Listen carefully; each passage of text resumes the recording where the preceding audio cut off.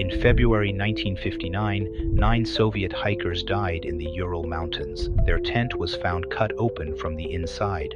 Some of them ran into sub-zero cold without their boots on. For 60 years, the Russian government called this case closed. Then in 2019, without warning, they reopened it. By the end of this, you will understand why a government reopens a case it already buried, and why, even after reopening it, they buried it again. This story starts with 9 university students from the Ural Polytechnic Institute. Their leader was a 23-year-old engineering student named Igor Dyatlov. The group planned a 16-day ski trek through the northern Urals. It was an ambitious route. Experienced hikers considered it demanding but survivable. They departed in late January. One member turned back early due to illness. That decision saved his life. The remaining 8 men and 2 women pressed on into terrain that had almost no human presence for hundreds of miles.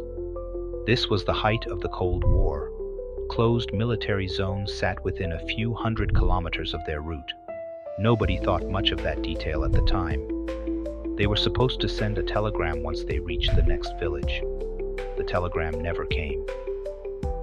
When search parties finally located their last campsite weeks later, what they found made grown investigators go quiet.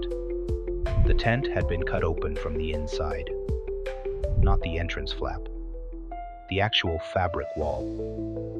Someone inside that tent decided a knife-through canvas was faster than the door. Before I tell you what they found next, take a guess. Drop it in the comments. What could make 10 experienced winter hikers cut their way out of a tent and run into a Siberian night without shoes? Whatever you're picturing right now, it's stranger than that. The bodies were found in stages, spread across a wide radius from the tent. 2 were found first, near the tree line, wearing almost nothing. No boots, no proper jackets. In temperatures that would kill an unprepared person in under an hour.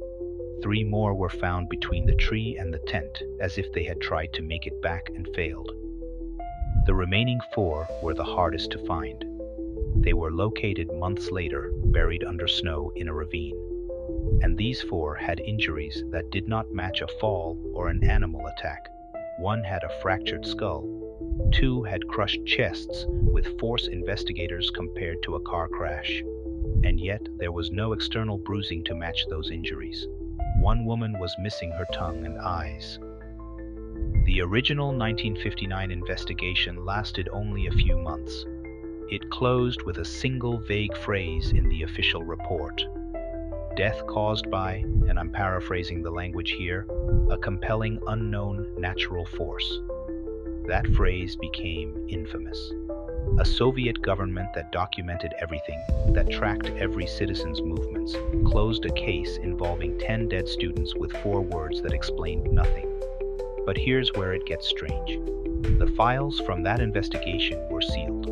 Not lost, sealed. For over 3 decades, nobody outside a small circle of Soviet officials was allowed to read what investigators actually found at that campsite. When the files were finally opened after the fall of the Soviet Union, researchers discovered something the original public report never mentioned. Some of the hikers' clothing tested positive for radioactive contamination. Now stay with me here, because what I'm about to tell you connects every strange detail in this case into something far stranger than an avalanche. The clothing tested wasn't randomly irradiated. The contamination was concentrated and specific. This was the era of Soviet nuclear weapons testing.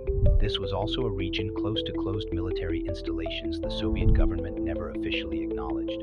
Investigators at the time noted this finding. Then the files went silent on the subject entirely. For 60 years, that single detail sat buried in an archive nobody outside Russia had access to. And it wasn't the only detail buried. Search parties reported strange orange lights in the sky the same week the hikers died. Multiple independent witnesses, miles apart, reported the same phenomenon on the same nights. Soviet meteorological stations logged nothing that explained it. This was not a case where investigators had no theories. It was a case where investigators had too many, and the government chose to release almost none of them. Let's talk about what changed in 2019. 60 years after the case closed, Russia's Federal Prosecutor's Office announced they were reopening it. Officially, this was framed as a response to pressure from the victims' surviving relatives, who never accepted the original explanation. Investigators requested every document connected to the case, direct or indirect. They returned to the pass itself and conducted new physical examinations of the terrain. Here's the detail that should stop you. Of more than 75 theories that had circulated for 6 decades, including weapons testing, radiation exposure, and military cover-up, the 2019 investigation was instructed to consider exactly 3. All 3 were weather-related, not radiation, not the lights in the sky, not the crushed chests with no bruising, just weather. By 2020, officials announced their conclusion. A slab avalanche, they said, a slow-moving mass of snow, not a dramatic wall of white, but enough force to injure the hikers and trigger a panicked, underdressed escape into the cold. Geologists studying the case immediately pointed out a problem. The slope where the tent was pitched measured under 23 degrees. That is considered too gentle for a typical avalanche. No debris matching a slide was found at the scene, even decades later when researchers returned with modern equipment. A team of Swiss researchers later built a model showing how, under very specific conditions, a smaller slab release could theoretically occur even on a gentle slope. Their model was published and taken seriously. It explained the possibility of a slide. What it never explained was the radiation. What it never explained was the missing tongue. What it never explained was why lights were seen in the sky on the same nights, miles from the incident, by unconnected witnesses. So here is the real question this case leaves behind. Why would a government reopen an investigation, promise the victims' families genuine answers, and then narrow the entire inquiry to a single category of explanation before it even began? 60 years of sealed files. A closing statement in 1959 that admitted to an unknown force without naming it. Radiation nobody explained. Lights nobody explained. And an official reopening in 2019 that appears to have ruled out every uncomfortable possibility before the shovels ever hit the snow. Maybe it really was an avalanche. Maybe the crushed chests and the missing tongue and the radioactive clothing all have separate, boring, coincidental explanations that happen to converge on the same 10 people in the same week.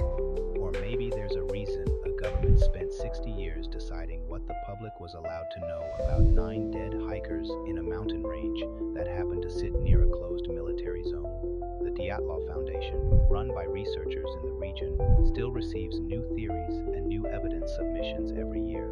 The files that were declassified in stages between the 1990s and 2021 are still being cross-referenced by independent researchers who don't accept the avalanche conclusion as final. This is what makes the Dyatlov Pass different from most unsolved mysteries. It isn't a case with no evidence. It's a case with a government controlling exactly how much evidence the public gets to see and when. And that pattern, a government slow-walking the truth for decades before finally offering a conclusion that conveniently avoids the hardest questions, is not unique to this case. It's part of a much older and much stranger pattern in how governments handle the things they can't explain and don't want you asking about. I'm covering the next case in that pattern soon.